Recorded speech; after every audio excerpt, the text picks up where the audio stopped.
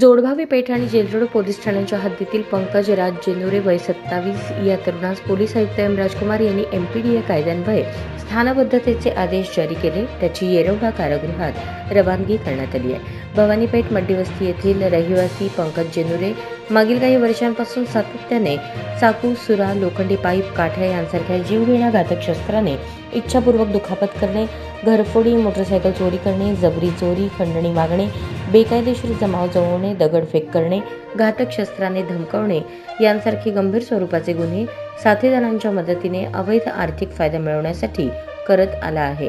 Police आयुक्तालयाच्या दफ्तरी त्याच्याविरुद्ध गंभीर स्वरूपाचे 8 गुन्हे दाखल आहेत.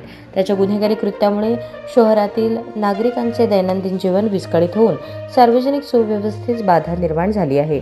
जेनुरे याच्या गुन्हेगारी कृत्यामुळे त्याची सोलापूर शहरातील सामान्य नागरिकांमध्ये दहशत असून त्याच्याविरुद्ध सामान्य नागरिक उघडपणे पोलिसांना माहिती देत नाहीत. पंकजला गुन्हेगारी कारवायांपासून परावृत्त करण्यासाठी 2020 मध्ये प्रतिबंधात्मक कारवाई करण्यात आली होती.